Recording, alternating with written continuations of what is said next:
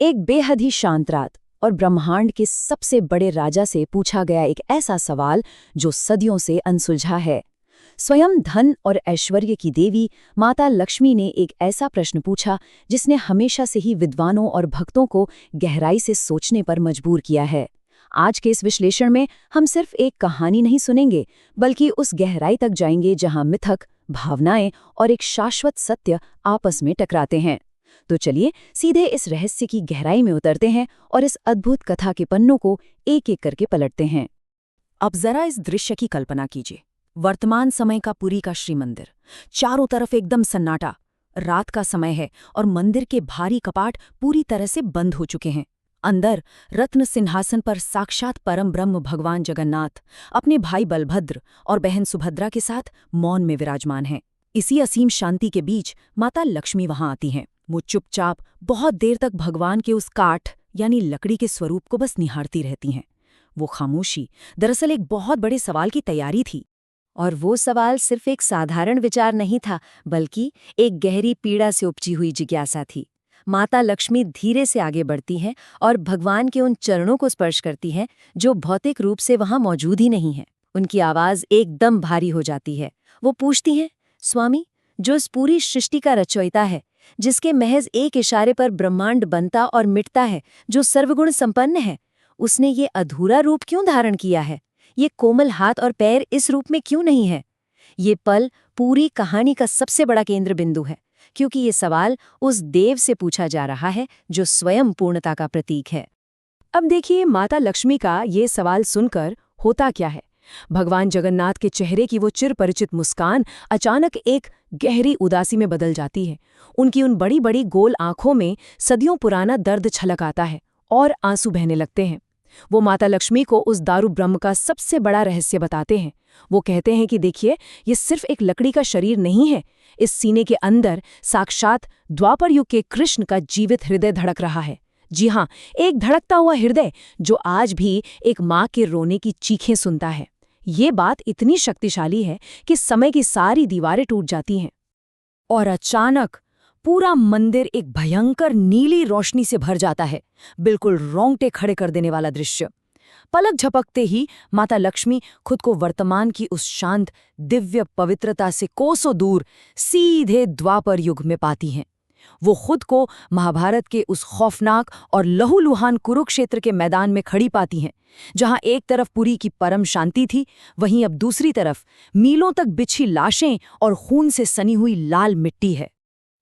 और इस लाल मिट्टी के बीच जो चीज सबसे ज्यादा चुभती है, वो है ये संख्या 100। ये सिर्फ एक अंक नहीं है, ये एक माँ के पूर्ण विनाश का सबसे खौफनाक प्रतीक है। सोचिए, उन हजारों लाशों के बीच अपने 100 मृत कौरव पुत्रों के शवों के बीच बैठी एक अंधी माँ फूट फूट कर रो रही थी।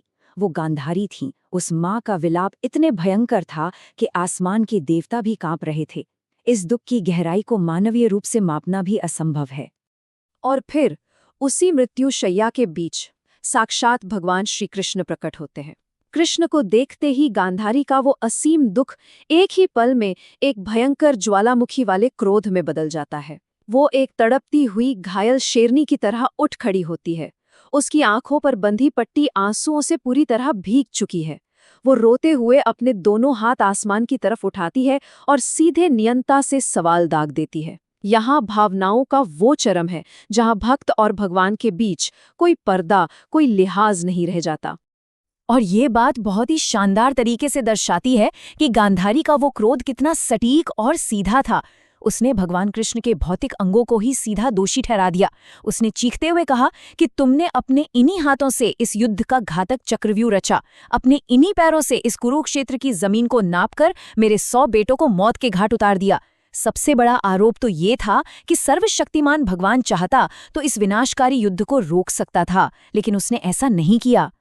बस उसी तड़प और क्रोध के धधकती ज्वाला में उस माँ ने इतिहास का सबसे भयंकर श्राप दे डाला।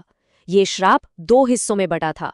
पहला, जिस तरह आज उसका अपना कुल खत्म हुआ है, एक दिन कृष्ण के कुल का भी ऐसे ही सर्वनाश होगा। और दूसरा, जो हमारी आज की कहानी का सबसे मुख्य आधार है, गांधारी ने कहा कि जिन हाथों और पैरों से तुमने ये पूरी लीला रची है, कलयुग में तुम्हें उन्हीं अंगों से वंचित होना पड़ेगा। और इस श्राप का सबसे चरम बिंदु वो रोंगटे खड़े कर देने वाला वाक्य था, कलयुग में तू बिना हाथ और बिना पैरों के एक अपाहिज की तरह पूजा जाएगा। जरा सोच कर देखिए, त्रिलोक का नाथ, ब्रह्मांड का राजा, उसे एक अपाहिज के रूप में पूजे जाने का श्राप मिल रहा था। ये इतना खौफनाक था कि कुरुक्षेत्र के मैदान में खड़ी माता लक्ष्मी की भी रूह कांप उठी। देवत्व पर मानवीय पीड़ा का इससे बड़ा प्रहार कभी नहीं हुआ। लेकिन इसके जवाब में जो हुआ वो सच में हैरान कर देने वाला था। इस तड़प और इतने भयंकर क्रोध के प्रहार के सामने साक्षात भगवान श्री कृष्ण के चेहरे पर रत्ती भर भी गुस्सा नहीं था, बिल्कुल नहीं। इसके विपरीत एक मुस्कुराते हुए बेटे की तरह उन्होंने उस रोती हुई माँ के भयंकर श्राप को अपने सिर माथे पर लगा लिया। बिना किसी बहस के अत्यंत शांति और सौम्यता से सिर्फ 2 शब्द कहे, तथास्तु माता, यानी ऐसा ही हो। उन्होंने एक माँ के दुख का पूरा सम्मान किया। और इस तरह इतिहास की कड़ियां जुड़ जाती हैं। द्वापर युग में कुरुक्षेत्र युद्ध की समाप्ति, उसके कुछ ही पलों बाद गांधारी का वो खौफनाक श्राप, और उसी श्राप का मान रखते हुए कलयुग में भगवान जगन्नाथ का पुरी में अपूर्ण दारू ब्रह्म के रूप में प्रकट होना। इसी के साथ वो नीली रोशनी गायब हो जाती है और हम वापस श्री मंदिर में लौट आते हैं। भगवान जगन्नाथ की आंखों से एक आंसू छलक कर उनके पीतांबर यानी पीले वस्त्र पर गिरता है और माता लक्ष्मी भी ये देखकर फूट फूट कर रो पड़ती हैं। अब यहाँ जो सबसे दिलचस्प बात है वो ये है कि क्या कहानी यहीं खत्म हो जाती है? भगवान जगन्नाथ लक्ष्मी जी से कहते हैं कि हाँ, उन्होंने एक तड़पती हुई माँ के श्राप का सम्मान करने के लिए जानबूझकर ये अपूर्ण रूप लिया था, लेकिन क्या सिर्फ यही एक इकलौता कारण था? लक्ष्मी जी भी आश्चर्य से पूछती हैं, तो फिर और क्या कारण है स्वामी? और यहीं से हम इस मिथक की सबसे गहरी और दार्शनिक परत में प्रवेश करते हैं। भगवान की आवाज अब जैसे पूरे ब्रह्मांड में गूंजने लगती है।